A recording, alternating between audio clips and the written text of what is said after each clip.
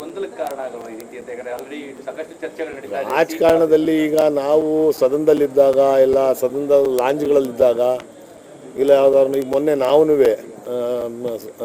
ಅಧಿವೇಶನ ನಡಿಬೇಕಾದ್ರೆ ನಾವೊಂದು 28-30 ಜನ MLAಗಳು BJPಯವರು, ಕಾಂಗ್ರೆಸ್ನವರು, ನಾವು JDSನವರು ಎಲ್ಲರೂ ಒಟ್ಟಿಗೆ ಸೇರಿ ಊಟ ಮಾಡಿದ್ವಿ.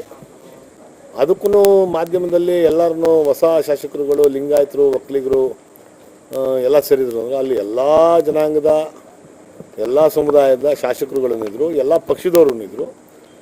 ಪ್ರೀತಿ, ವಿಶ್ವಾಸ, ಸ್ನೇಹ ಬೆಳೆದಿರ್ತದೆ. ಇವೆಲ್ಲ ಸದನ ಹೆಂಗೆ ಅಂತ ಅಂದರೆ ನನಗೆ ಈಗ ನಾವು ಒಂದು ಕಾಲೇಜ್ಗಳಲ್ಲೋ ಸ್ಕೂಲ್ಗಳಲ್ಲೋ ಏನಾದ್ರೂ ಒಂದು ವಿದ್ಯಾಭ್ಯಾಸ ಮಾಡ್ಬೇಕಾದ್ರೆ ನಾವೆಲ್ಲ ಕ್ಲಾಸವರು, ಎಲ್ಲ ತರಗತಿಯವರು 7ನೇ ಕ್ಲಾಸಿಂದ 10ನೇ ಕ್ಲಾಸ್ವರೆಗೂ PUCಯಿಂದ ಡಿಗ್ರಿ ಮಾಡೋರ್ವರೆಗೂ ಯಾವ ರೀತಿ ಸ್ನೇಹಿತರಿರ್ತೀವಿ, ಅದೇ ರೀತಿ ಸೀನಿಯರ್ಸು ಜೂನಿಯರ್ಸ್ ಎಲ್ಲರೂ ಒಟ್ಟಿಗೆ ಇರ್ತೀವಿ. ಮತ್ತು ವಿಶ್ವಾಸ ಇರ್ತದೆ. ಸಿದ್ಧಾಂತ ಬೇರೆ ಇರ್ತದೆ. ನಮ್ಮ ಸಿದ್ಧಾಂತನೇ ಬೇರೆ, ನಮ್ಮ ನಿಯಮಗಳೇ ಬೇರೆ. ಪ್ರೀತಿ ವಿಶ್ವಾಸ ಇದ್ದಾಗ ಎಲ್ಲರನ್ನೂ ಸೇರ್ತಾರೆ. ಹಂಗೆ ಹೋಗಿರ್ಬೋದು ಸತೀಶ್ ಜಾರಕಿಹೊಳಿ ಅವ್ರನ್ನ.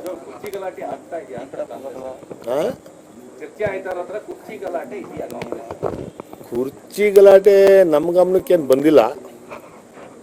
ಅದು ಹೈಕಮಾಂಡ್ ಮಟ್ಟದಲ್ಲೈತೆ. ದೊಡ್ಡ ದೊಡ್ಡ ನಾಯಕರುಗಳು ಅದ್ರ ಬಗ್ಗೆ ಚರ್ಚೆ ಮಾಡ್ತಾರೆ. ನಮಗೆ ಅದ್ರ ಬಗ್ಗೆ ಅಷ್ಟು ಪರಿಜ್ಞಾನವೂ ಇಲ್ಲ ಮತ್ತು ಅದ್ರ ಬಗ್ಗೆ ವಿಚಾರನೂ ಗೊತ್ತಿಲ್ಲ ನಮಗೆ.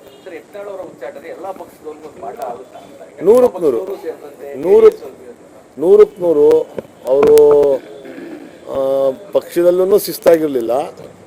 ಸದನದಲ್ಲಿ ಬಂದಾಗ ಸದನದಲ್ಲೂ ಯಾರೋ ಒಬ್ಬ ಸೀನಿಯರ್ ಮಂತ್ರಿಗಳಿರ್ಬೋದು, ಮುಖ್ಯಮಂತ್ರಿಗಳಿರ್ಬೋದು, ಉಪಮುಖ್ಯಮಂತ್ರಿಗಳಿರ್ಬೋದು, ಇಲ್ಲ ನಮ್ಮ ಸಭಾಪತಿಗಳಿರ್ಬೋದು, ಯಾರಿಗೂ ಸರಿಯಾಗಿ ಅವ್ರು ನಡ್ಕೊಳ್ತಾರಲ್ಲ, ಅವ್ರ ನಡವಳಿಕೆ ಕರೆಕ್ಟಾಗಿರಲಿಲ್ಲ. ಅದಕ್ಕೆ ತಕ್ಕಂಥ ಉತ್ತರವನ್ನು BJP ಪಕ್ಷದವರು ಅವ್ರಿಗೆ ಉಚ್ಚಾಟನೆ ಮಾಡಿ ಕೊಟ್ಟವ್ರೆ ಅಂತ ಅನ್ನೋದು ನನ್ನ ಅನಿಸಿಕೆ. ಎಲ್ರಿಗೂ ಪಾಠ. ಶಿಸ್ತಾಗಿರಬೇಕು. ಮತ್ತು ನಾವು ನಮ್ಮ ಏನು ನಮ್ಮ ಇತಿಮಿತಿಲಿ ನಾವು ಇರಬೇಕು ಅಂತ ಅನ್ನೋದನ್ನು ತೋರಿಸುವಂಥದ್ದು. ಅದು ಒಳ್ಳೆಯದು. ಎಲ್ಲರಿಗೂ ಅದರಲ್ಲೂ ನಮ್ಮಂಗೆ ಹೊಸದಾಗಿ ಆಯ್ಕೆಯಾಗಿ ಹೋಗಿರುವಂಥ ಶಾಸಕರುಗಳಿಗೆ ಇದೊಂದು ಪಾಠ ಅಂತ ಅನ್ನೋದು, ಯುವಕರುಗಳಿಗೆ ಇದೊಂದು ಪಾಠ ಅನ್ನೋದನ್ನು ನಾನು ಈಗಷ್ಟೇ GT ದೇವೇಗೌಡರು ಹೇಳಿದ್ರು, ಮುಖ್ಯಮಂತ್ರಿ ಆಗುವ ಸಲುವಾಗಿ ಜಾರಕಿಹೊಳಿ ಅವರು ಕುಮಾರಸ್ವಾಮಿ ಅವ್ರನ್ನ ಭೇಟಿ ಮಾಡಿದ್ದಾರೆ ಅಂತ ನೇರವಾಗಿ ಹೇಳಿದ್ರು. ಅದು GT ದೇವೇಗೌಡರ ಗಮನಕ್ಕಿರ್ಬೋದು, ನನ್ನ ಗಮನಕ್ಕಂತೂ ಇಲ್ಲ. ಯಾಕೆಂದರೆ JDS ಬೆಂಬಲ ಕೇಳಕ್ಕೆ ಹೋಗಿದ್ರು. ರಾಜಕಾರಣದಲ್ಲಿ ಏನು ಬೇಕಾದ್ರೂ ಆಗ್ಬೋದು, ಅದು ನನ್ನ ಗಮನಕ್ಕಿಲ್ಲ. ಈಗ JDS ಪಕ್ಷದ ನಾಯಕರು ಅವರು GT ದೇವೇಗೌಡರು ಹಿರಿಯ ನಾಯಕರು, ಮತ್ತು ಅವರಿಗೆ ಎಲ್ಲ ಥರದ್ದು ಪರಿಚಯ ಲಿಂಕ್ಗಳಿರ್ತದೆ. ಹಿರಿಯ ಶಾಸಕರು ಅವ್ರಿಗೆ, ಮತ್ತು ರಾಜಕಾರಣವಾಗಿಯೇ ಹಿರಿಯರು ಅವರು. ಅವ್ರಿಗಿರೋಷ್ಟು ಮಾಹಿತಿ ನನಗಿಲ್ಲ. ಅವ್ರು ಹೇಳಿರೋದ್ರಲ್ಲಿ ಸತ್ಯ ಆಯ್ತಾ ಸುಳ್ಳು ಆಯ್ತಾ ಅನ್ನೋದು ಗೊತ್ತಿಲ್ಲ. ಇದು ಇರ್ಬೋದು, ಏನು ಬೇಕಾದ್ರೂ ಆಗ್ಬೋದು. ರಾಜಕಾರಣದಲ್ಲಿ ಯಾವ ಸಮಯದಲ್ಲಿ ಏನು ಬೇಕಾದ್ರೂ ಆಗ್ಬೋದು, ಅದನ್ನು ಯಾರೂ ಊಹೆ ಮಾಡೋಕ್ಕಾಗಲ್ಲ. ಈಗ ಹಲವು ದಿನಗಳ ಬಳಿಕ ಮೂಡದಲ್ಲಿ ಬೆಳವಣಿಗೆ ರಾಜಕಾರಣದಲ್ಲಿ ಏನು ಬೇಕಾದ್ರೂ ಆಗ್ಬೋದು ಅಂತ ಅದೇ ಹೇಳೋದಿಲ್ಲ ಅವರು.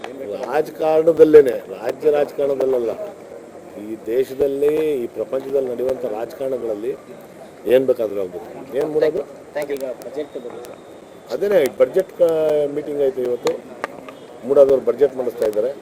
ಕಮಿಷನರು ಮತ್ತು ಸೆಕ್ರೆಟರಿಗಳೆಲ್ಲ ಸೇರಿ ನಾವು ನಿರ್ದೇಶಕರಿದ್ದೀವಿ, ನಾವು ಹೋಗ್ತಾ ಇದ್ದೀವಿ.